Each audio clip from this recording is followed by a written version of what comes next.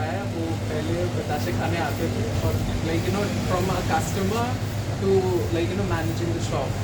सो ये ट्रांजिशन आपका अपने अंदर इंट्रिंसिक करना। तो जैसे अगर मैं पूछूं आपसे कि आपने अपने डैड से ये शॉर्ट टाइम में क्या क्या सीखा है? शॉर्ट टाइम में जो कि मैंने पापा से सीखा है वो ये है, पहली चीज़ तो कस्टमर डीलिंग करना पोलाइटली और कॉन्फिडेंस के साथ, और कह लो या बहुत प्यार से ही कस्टमर डीलिंग करते हैं। और सेकेंडली जितना भी हमारे यहाँ का स्टाफ है और जितने भी एम्प्लॉयज़ वगैरह हो गए या जितने लोगों से हम लोग सामान वगैरह परचेज़ और सेल करते हैं, परचेज़ में भी बहुत से जैसे बॉक्स मेकर आ गए या इन सब जितनी इन्वेंट्री आपको दिख रही है, सब सामान जो शॉप में लगा है, इन सबको भी मैनेज करना बहुत ही बड़ी चीज़ है।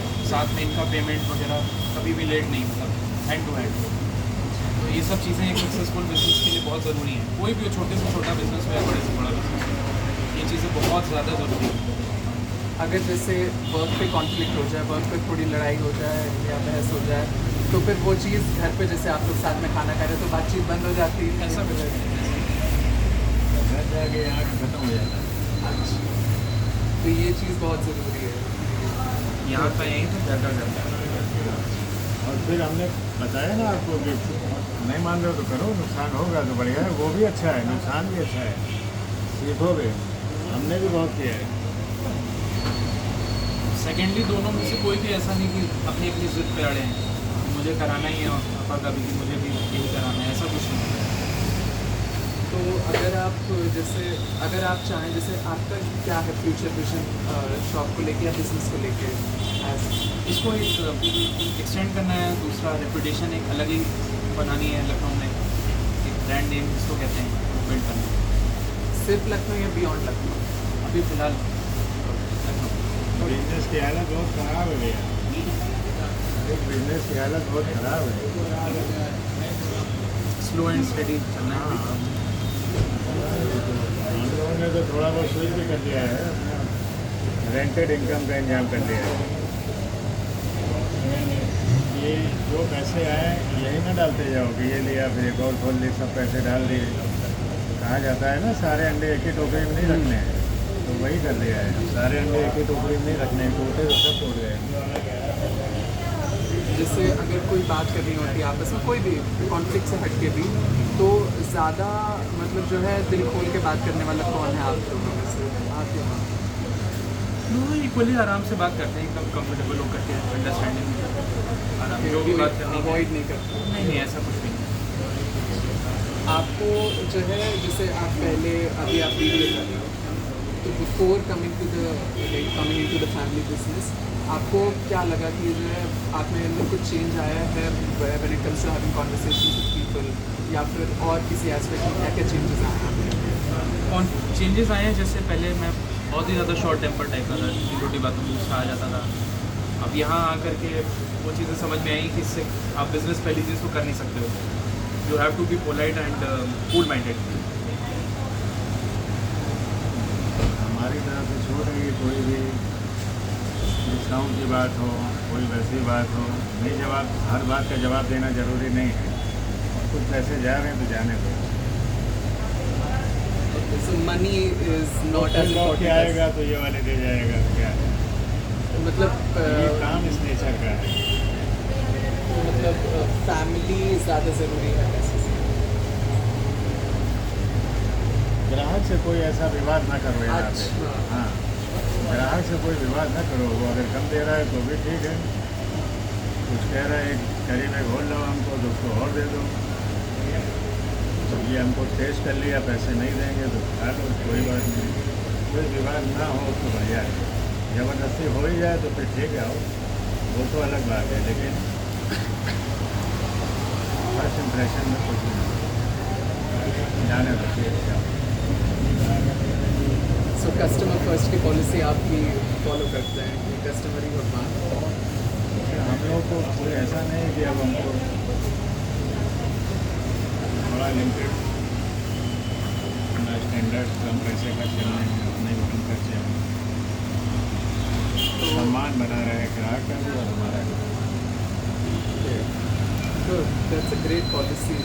आप दोनों के जो पहले से जो फादर सन रिलेशनशिप थी वर्सेस जो अब है साथ में, तो उसमें क्या बदलाव आया है?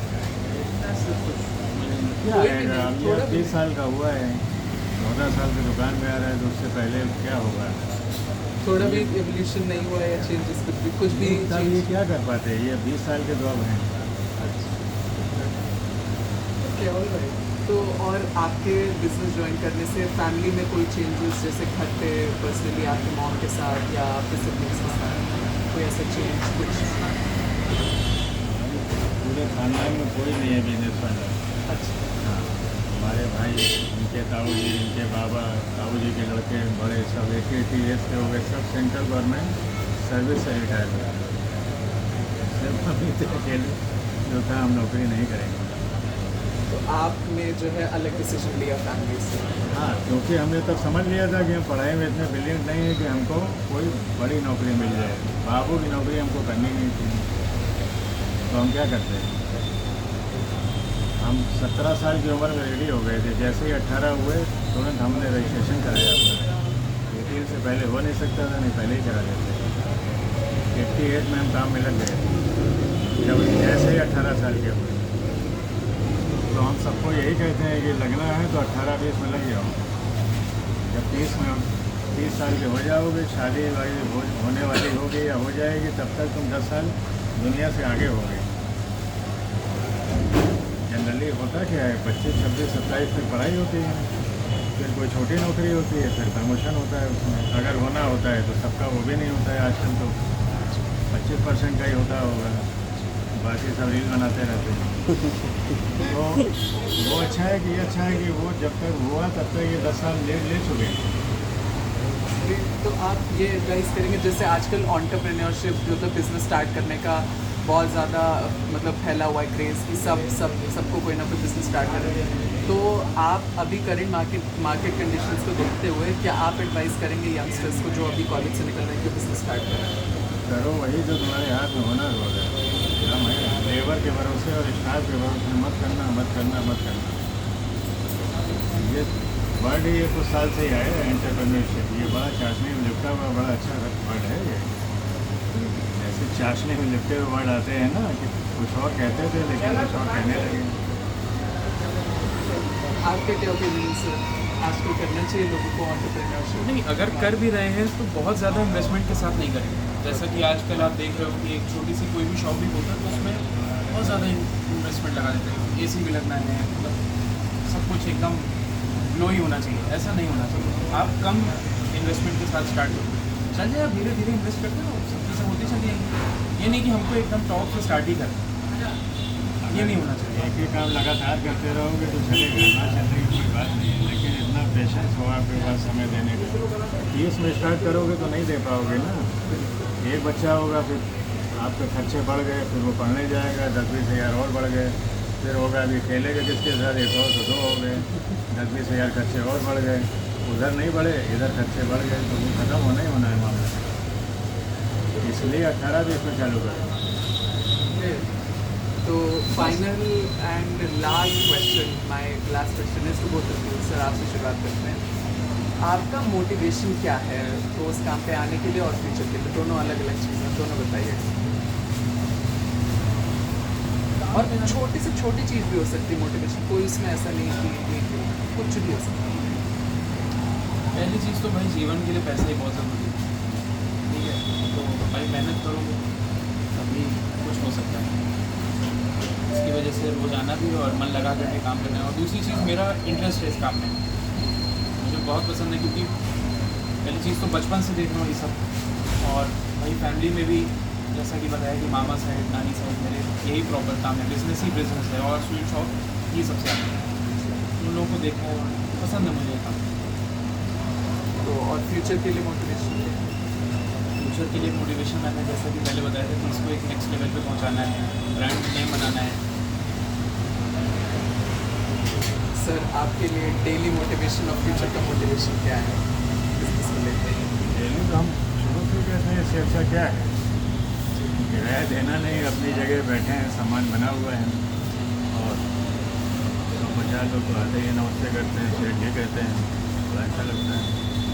और इससे अच्छा क्या है, ना हमारे खर्चे चल रहे हैं, सब बढ़िया है। और फ्यूचर के लिए मतलब इनको लेकर? फ्यूचर के लिए तो अब ये इसको बढ़ाएंगे, बाकी हमने इसी पैसे से प्रॉपर्टी बना ली, रेंटेड इनकम कर ली, 2 लड़के और तैयार हो गए बुढ़ापे में कमा के देने के लिए। बढ़िया। कोई हमको फ़ोन न करेगी हम पैसे आपके बाकी हैं, हम लेने आए हैं। आज भी जो सामान आया मैं पैसे लेके आया हूँ, वो लाएगा मैं उसको दे दूँगा, हमको फ़ोन ना करना। तो अगर 10 पर्चे लगे होते हैं, हमारा फ़ोन जाता है तो हमारा पहले माल आता है।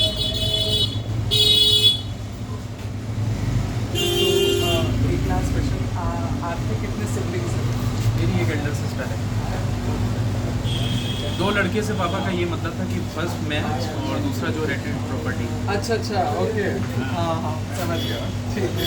बुढ़ापे में हमको पैसे देते रहेंगे, पेंशन हो गई मेरी, नौकरी में गई, अब क्या हुआ, पेंशन तो आती है। और जो चीज़ पेंशन आती है उसकी कीमत भी बढ़ जाती है, एप्रिसिएशन हर साल जो भी है हो 200% हो या 10% हो, उसकी लैंड का तो प्राइस बढ़ना ही है। बेटे बढ़ गई। तो हमने सारे अंडे एक टोकरी में नहीं रखे। आपके लिए बहुत ही वाइज और अच्छा डिसीजन है और फ्यूचरिस्टिक यही तो डिसीजन। पढ़ाया जाता होगा, ये टोकरी में घंटे तक बल्कि आइसक्रीम नहीं होती है, ये बताया होगा ना।